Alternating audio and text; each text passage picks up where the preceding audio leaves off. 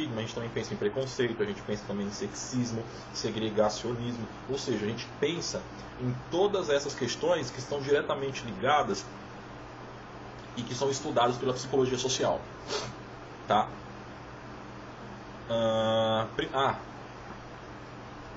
Por favor, curta a gente na nossa fanpage no Facebook, é Ipsi, beleza? Segue a gente no Instagram, Ipsi, @Ipsi. Se você quiser me seguir também, que legal, Harley Pacheco no Instagram. Para você que não sabe, o Ipsi é um instituto de psicologia social, tá? Comportamental experimental. A gente oferece atendimentos psicológicos gratuitos, presencialmente e por meio da internet, né, mediada por computador. E como que a gente mantém o Ipsi? A gente mantém o Ipsi com a ajuda de alguns patrocinadores, pouquíssima coisa, tá? E também com esses negocinhos que aparecem aqui do YouTube, só de você clicar e abrir já está ajudando a gente. Não precisa comprar nada, só olhar, clicar e tal. Isso inclusive nos motiva. Provavelmente na maioria dos vídeos, até um período aí você vai me ver, tá? Geralmente sou eu que vou ministrar as aulas aqui no YouTube, no canal. No Instagram, quem cuida é o psicólogo Fredson Almeida, que atende na Bahia, eu estou em Fortaleza. E quem cuida do nosso Facebook é o psicólogo Marcos Siqueira, que está em São Paulo e Ubatuba. Beleza? Vamos começar logo para vocês não perderem tempo, né? Até porque nossa aula não vai ser curta, né? Mas também não vai ser uma aula gigante. Espero que vocês gostem, que prestem muita atenção, porque tem gente que paga caro na faculdade para aprender isso. Primeiro que estigma é um termo que, segundo o Goffman, vem do grego antigo, né? Naquela época, eles usavam os sinais corporais para evidenciar alguma coisa ruim sobre a pessoa, sobre o status moral da pessoa que possuía, avisando a quem olhasse que aquela pessoa era uma escrava, ou uma criminosa, ou uma traidora. Ou seja, o estigma, a marca corpórea, servia para evidenciar uma característica negativa em relação a uma pessoa. A título de conhecimento, não sei se você sabe, mas se você não sabe, você não vai saber agora, mas eu presumo que você saiba. No Oriente Médio, os caras, um ladrão, corta a mão, né? Por quê? Bem, não sei se você sabe, mas no Oriente Médio eles comem com as mãos, né? Questão cultural, obviamente. Eles comem com as mãos? Não, eles comem com a mão direita. Você sempre vai ver um árabe comendo com a mão direita, né? Por quê? Culturalmente eles estabeleceram a mão esquerda para se limpar, lavar o corpo, né? Então, o que eles fazem quando eles pegam uma pessoa roubando? Eles estigmatizam essa pessoa. Eles cortam a mão para a pessoa seja logo facilmente identificada como um traidor, um ladrão, né? Enfim. E aí, esse cara você vai bater o olho e vai falar, pô, não vou me misturar com aquele cara, porque ele não é digno. Ele come com a mão a mesma mão que ele lava o corpo, né? Ou seja, esse é um tipo de estigma, percebe? Que já é antigo, é algo herdado culturalmente, possivelmente eles herdaram aí dos períodos mais antigos. Com o passar do tempo, essa questão se tornou ela meio metafórica. Hoje ela é metafórica. E atualmente ela é usada para evidenciar, entre aspas, né, desgraças do que propriamente evidencia evidências corporais. Uma questão a ressaltar é que, segundo Goffman, né, os estudiosos eles não se esforçaram para estruturar o discurso e mostrar uma definição particular do termo estigma. Tá?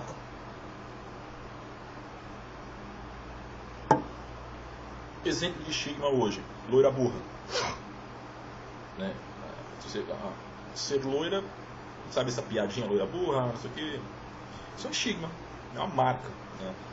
Que antigamente era corporal, mas hoje é metafórica, mas sempre focando em uma, entre aspas, desgraça, né? Depreciação, acho que é a palavra mais próxima, mais correta. Como a sociedade impõe categorias para algumas pessoas, existem pessoas que são consideradas como normais, tá? Essa categorização serve para que nas relações sociais nós possamos prever sem muita atenção as outras pessoas por meio de atributos. Então, a gente acaba transformando essas características em exigências que geralmente não são preenchidas, né? Querendo transformar a pessoa que está em nossa frente naquilo que achamos que ela deveria ser.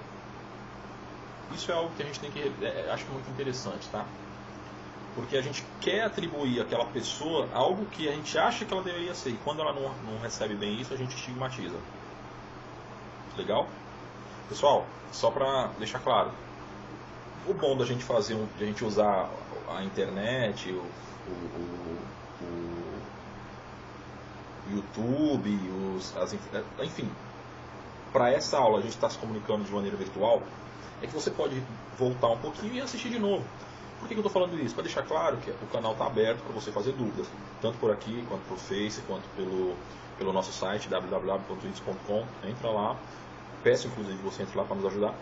Se está com alguma dúvida, Harley, não entendi isso, não entendi aquilo, então se eu não souber, eu vou pedir para a galera, o Fred responder, por o Marcos, para todo mundo responder. Alguém vai saber responder, e se alguém não souber responder, a gente vai, sei lá, a gente vai encontrar alguém que sabe, né? A gente tem aí uma liga de profissionais muito grande. E isso não demora, isso é bastante rápido, tá? A gente tem nossas políticas lá no IPS, é sempre responder rapidamente as dúvidas. Legal?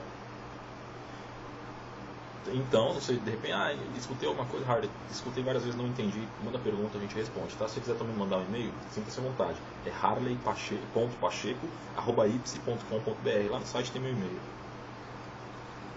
Segundo o Goffman, essa categoria que nós criamos, né, e atributos são chamados de identidade social real.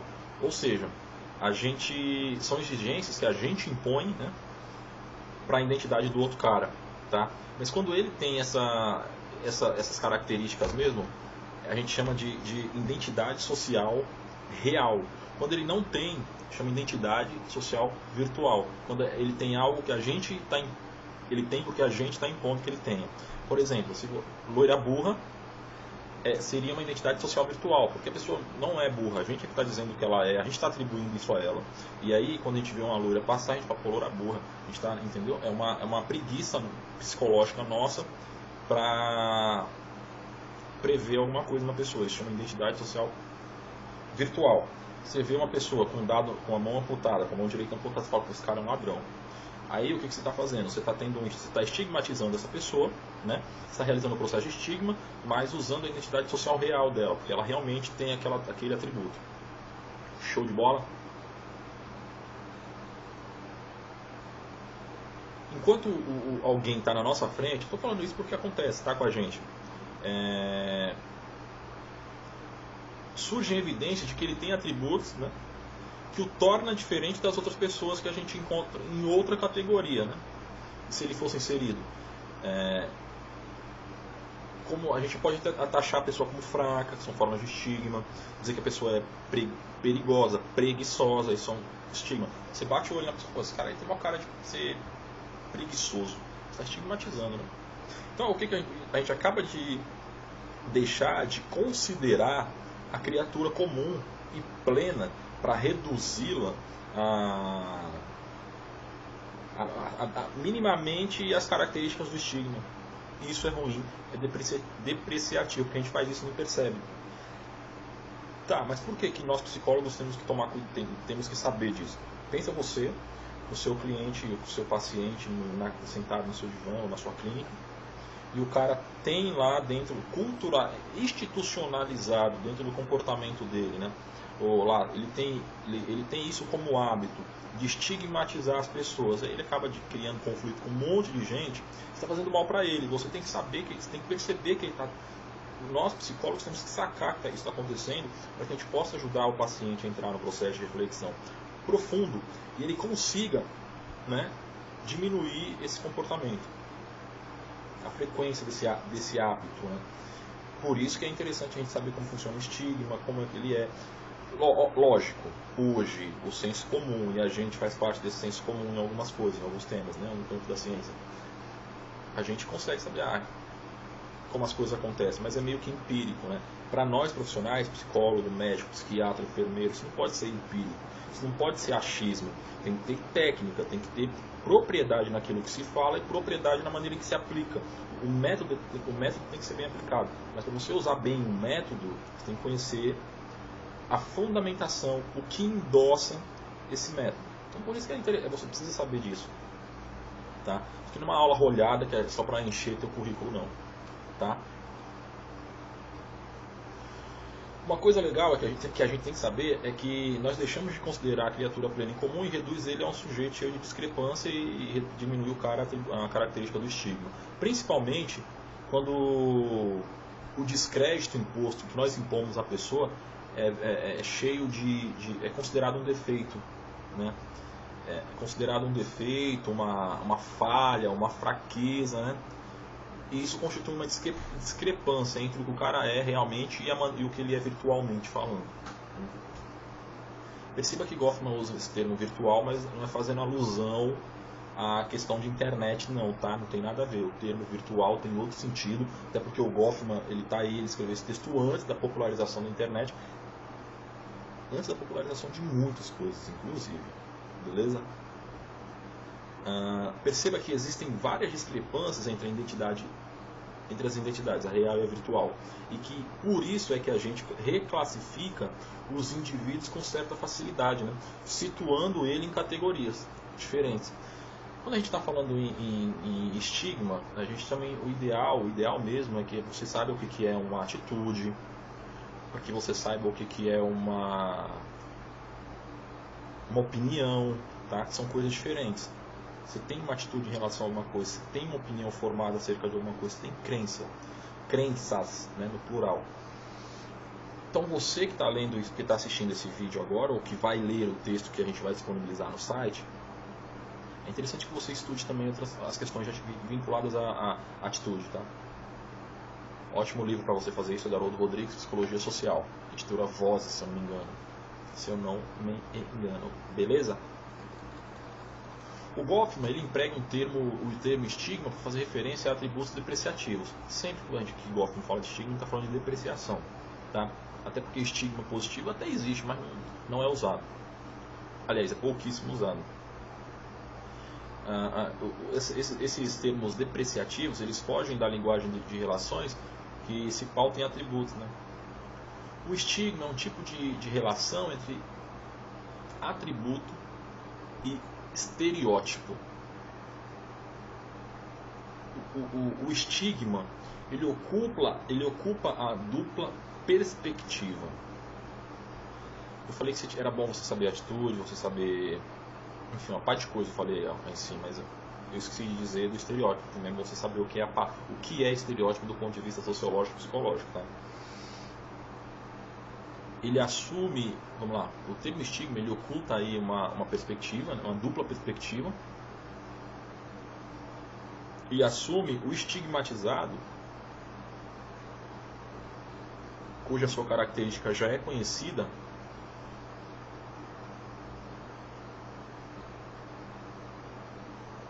ou ele estabelece virtualmente uma característica que não é visível, né?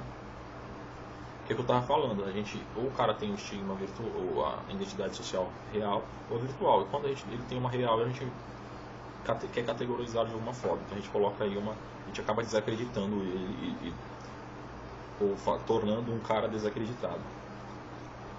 Existe basicamente 3 tipos de estigmas, tá? Primeiro, segundo Goffman, é bom deixar claro, da abominação, que é a abominação do corpo, né? Onde ele culpa o caráter individual como fraco, paixão tirânica, com falsas crenças inferidas a partir de relatos de pessoas conhecidas, que você pode criar um estigma a partir de um relato de uma outra pessoa, né? E aí nós psicólogos vamos falar, pô, peraí, qual a lacuna nesse negócio? Porque será que isso existe mesmo? Será que não existe? Mas, enfim, falar não, mas ajudar o nosso paciente a ter essa reflexão, né? Ou será que ele não está estigmatizando a partir de uma informação, de ouvir falar, que ele não tem propriedade, não conhece? Como, por exemplo, o homossexualismo e o alcoolismo, eu estou usando o ismo no final do homossexualidade, porque foi o termo que o Goffman usou, beleza? Mas foi o exemplo que o Goffman usou. Mas hoje, eu acho que você sabe, né? Bem, presumo que você sabe, não se fala homossexualismo, se fala homossexualidade. Todas as palavras que terminam em ismo na psicologia, ela indica doença, né? E homossexualidade é uma opção, é um gênero, não é doença.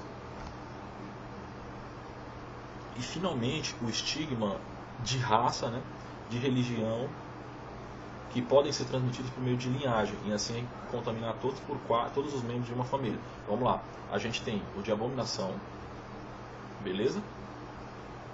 O de caráter, culpa de caráter, beleza? E o de raça, né? Raça ou religião, dá na mesma. São esses 3 tipos de estigma. A abominação do corpo é quando você faz alguma inferência a partir de uma constatação real, virtual, corpórea.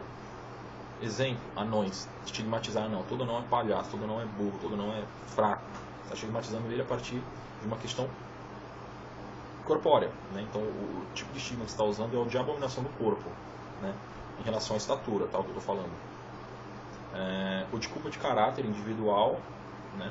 Que é onde, como? Quando o cara, você taxa uma pessoa de fraca, você diz que ela é maluca, você diz que as crenças dela são falsas, que a paixão que ela sente é tirânica, tá? E atribui a ela algo negativo, depreciativo ao caráter. Uma pessoa que tem um caráter ruim porque ela é gay, ou ela tem um caráter péssimo porque ela é alcoólatra. Na verdade não é. E por fim, o de religião e de raça, né? Quando você atribui aquela raça não presta. Isso é um estigma seríssimo. Muitas pessoas, né? Eu acho que eu já usei inclusive, daquela raça lá, esse cara ainda, entendeu? Mas enfim, a gente tem que tomar cuidado com isso e perceber nos nossos pacientes, né? Em todos os exemplos é perceptível as mesmas características sociológicas, né? Em que o indivíduo que poderia ser inserido facilmente numa relação social possui um traço que pode impor atenção e afastá-lo daqueles que ele encontra, né? Destruindo a possibilidade de atenção para os seus outros atributos. Como assim? A gente estigmatiza o sujeito e ignora os atributos bons que ele tem, anula, né? E aí a gente não consegue pesar se a nossa relação com esse indivíduo é boa ou não, ou se a indivíduo sabe esses caras que vão namorar com a menina e já se travam? Provavelmente esses caras estão estigmatizando as pessoas, eles estão categorizando, né? E esquecendo o que essas pessoas possam vir a ter de bom, e aí já corta ali, já não, eventualmente não, né? Isso vale para as meninas também, tá? Eu já vi isso N vezes, as meninas não darem oportunidade para um cara porque ele é baixinho, né? Tá estigmatizando o cara. Não, mas ele tem realmente um estigma, que é a estatura, mas, né? Que não é bem um estigma de abominação do corpo, né? A estatura ser baixa. Deixa eu ver. Vamos imaginar o cara, um deficiente físico que tem faltando um dedinho. O cara cortou um dedinho e tal, o mínimo. Fala, pô, aquele cara é aleijado. Você está estigmatizando esse cara. E aí, o que você está fazendo, né? Você não vou dar chance para esse cara porque ele é um aleijado. Quando na verdade ele tem uma série de atributos que você provavelmente gostaria. Então nós, psicólogos, nós profissionais, a gente tem que entender isso e perceber isso nas relações cotidianas para que a gente consiga ajudar o nosso paciente a se ajustar e ter efetivamente uma vida com qualidade e não acabe excluindo as pessoas que podem vir a melhorar a vida dele, né? A gente precisa ajudar nosso paciente a ter uma vida plena aí da sua vida, né?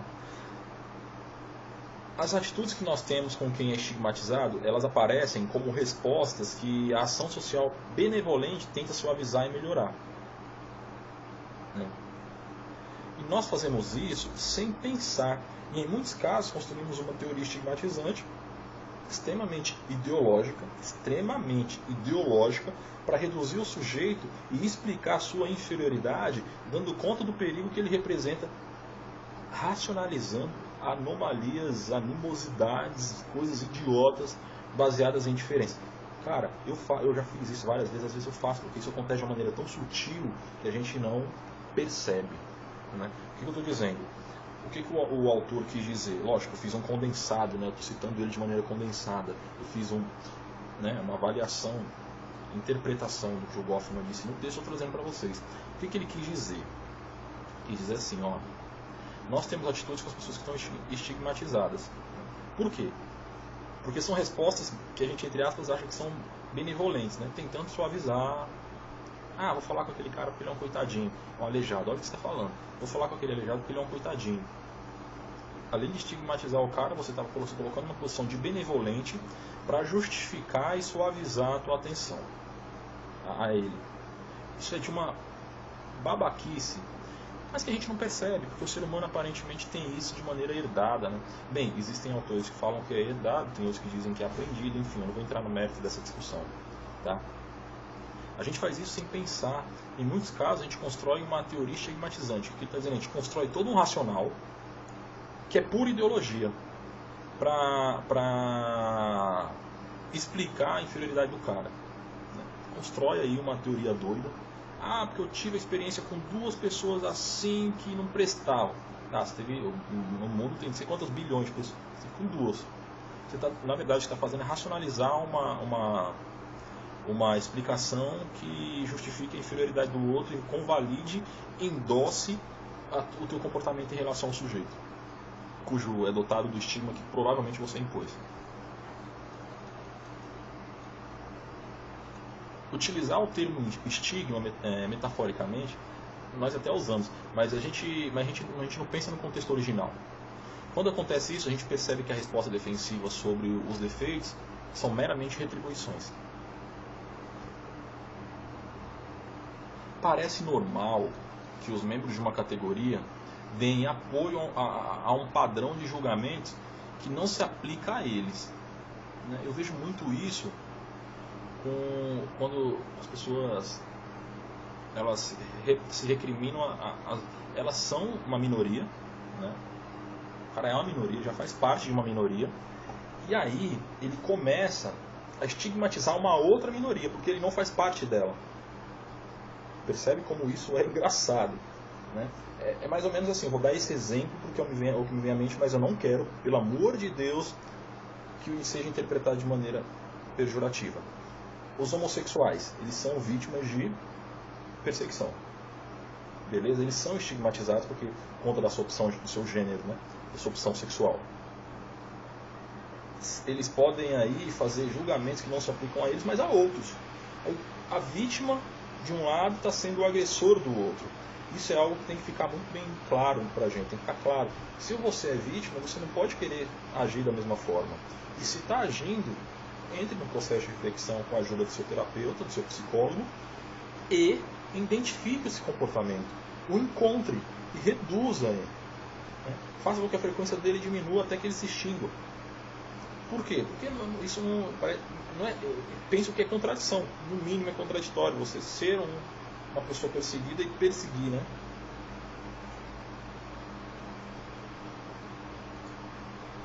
A questão do estigma, ela surge onde há expectativas, tá? De que aquela pessoa, de que aquele sujeito que se encontra numa categoria não deveria apenas apoiar, mas também cumprir uma norma.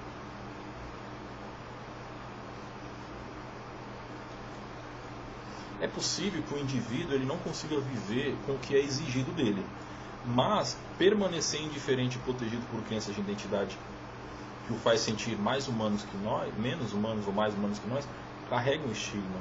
Mas essas pessoas elas não parecem incomodadas, né? Impressionadas ou arrependidas por fazer. Cara, você estigmatiza o outro e ainda não pensa, não percebe, né? Você tenta se legitimar com algumas crenças e tal.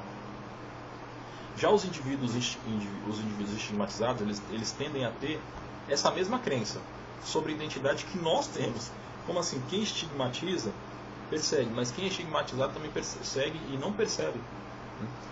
O indivíduo é submetido à vergonha quando percebe que o indivíduo percebe, né, que um de seus atributos é impuro e pode imaginar como se ele não fosse portador.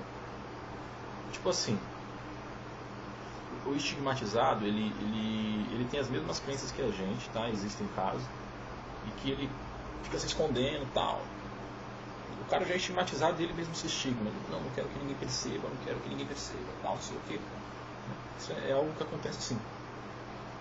E as características central da vida do estigmatizado é com frequência chamado de aceitação. Tem um momento na vida que esse cara fala, beleza, não ligo, aceitei que sou assim, entendeu? Vou viver minha vida assim, e todo mundo tem que entender que eu não sou melhor, mas também não sou pior que ninguém. Você vê muito isso em pessoas que são atletas, né? Que elas perdem algum membro, sofrem o estigma de abominação do corpo, mas elas conseguem ter certa resiliência e a partir daí se reconstruir na sociedade, né? Usando o que o Goffman chama de... Uma coisa que eu queria deixar claro é que às vezes a gente percebe que os estigmatizados eles respondem à estigmatização. Como? Eles tentam corrigir diretamente o que os outros atribuem aí como falhas, como defeito. Por exemplo, o analfabeto, ele tenta ir buscar corrigir a educação. Não que seja errado ele corrigir a educação, mas ele tem que fazer isso porque ele acha que é bom, não porque ele está sendo pressionado a isso. O homossexual, ele vai fazer terapia. Pô, mas ele não tem que fazer terapia. Ou ele é, ou ele não é. E as pessoas elas têm que aceitar isso aí, inclusive ele, né? Eu não gosto muito da palavra tem e da palavra deve. Eu acho que ninguém tem que fazer nada, ninguém deve fazer nada. As pessoas podem ou não podem. Elas fazem se quiser. Mas existem cenários que a gente não pode ficar em cima do muro. Você tem que escolher uma. Né? Nesse cenário de vítima, está a vitimização como resultado da estigmatização. Né? Muitas vezes o estigmatizado ele começa a se vitimizar. Isso é péssimo. A gente vê muito aí, muitos desses auxílios que o governo dava, o governo do PT dava, era uma confirmação, um endosso de que as pessoas se vitimizavam. Né? Eu não estou dizendo que não tem que ter cota de negro, por exemplo. Acho que tem que ter sim. Eu prefiro que as pessoas sejam incluídas e com o tempo vai passando elas vão, né, amadurecendo intelectualmente para que um dia elas possam abolir esse negócio de cota. Até porque o que era para juntar só separa, né, nesse caso.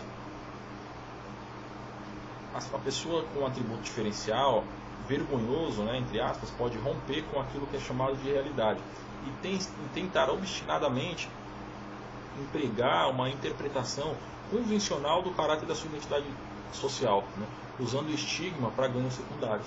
Que quando o Goffman falar isso, ele é o exemplo que a gente deu agora. O cara se vitimiza e fala que começar a chupar aí o sangue começar a parasitar em torno ganhar benefícios, né? Fora que eles começam a dar desculpa para os fracassos, né, que eles chegaram outra hora. Eles veem as privações como bênção, né, devido à crença de que o sofrimento ensina sobre a vida e sobre as outras pessoas. Olha, o seguinte, a vida ela ensina mesmo, entendeu? Só que ela não justifica. E isso tem que estar claro. A vida ela ensina, mas ela não justifica. Tá? Por que ela te ensinou? É isso que eu quero dizer. Ela te ensina, mas ela não te diz porque ela só te ensina. O resto é conjecturação. A gente fica, né, tentando conjecturar, imaginar, mas a vida não explica. O Goffman ele fala, né, ele aborda as respostas dos normais e dos estigmatizados. Ele diz que em períodos prolongados de tempo, quando há contato entre essas duas pessoas, esses dois tipos, né, essas duas categorias, as previsões de tais contatos levam aos normais, né, e os estigmatizados a esquematizar a vida de forma a se evitar mutuamente. As pessoas, por exemplo, o rico ele atravessa a rua para não falar com o pobre. Ou o pobre atravessa, não quero passar naquele lugar ali não, entendeu? Porque aquela pessoa não presta. Né? É isso que o Goffman está dizendo.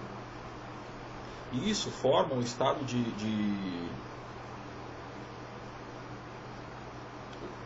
eu falei, mas eu vou repetir, porque esse é um termo que provavelmente vai cair na sua prova. Esquematização. O que é isso? São as consequências de se evitar mutuamente as relações. Tá? E isso é um problema que causa isolamento, o que torna a pessoa desconfiada, deprimida e hostil. Entendeu?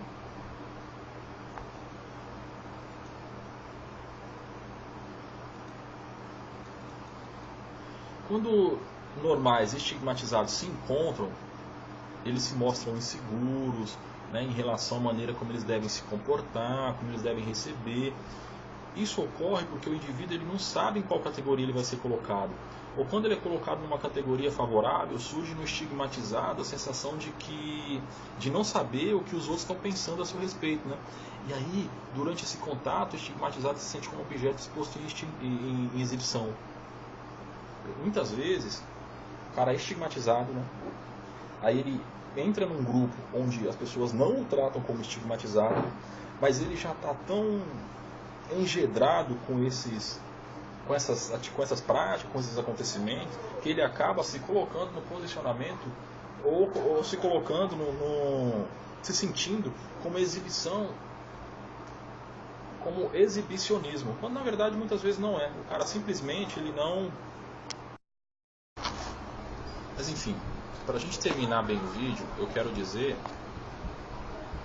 que a identidade pessoal, assim como a identidade social, ela recebe uma separação do indivíduo e do mundo em que ele vive, das outras pessoas, tal, e que a gente tem que saber conviver com as diferenças, tá? Vou te falar o seguinte: lá no site do Ipse, www.ipse.com, tem esse texto completo, tá? O que a gente fez aqui foi um resumo, foi uma condensação. Lá eu tenho o texto original e tenho um resumo, uma análise comentada, que inclusive a gente está usando para fazer essa reflexão, só que mais completa. Entra lá, www.ipse.com.br, baixa o textinho, dá uma lida, posta dúvidas pra gente te responde. Muito obrigado, não esquece de seguir a gente no Instagram, não esquece de me seguir no Instagram, não esquece de curtir no Facebook e motive a gente a fazer mais vídeos, beleza? Obrigado.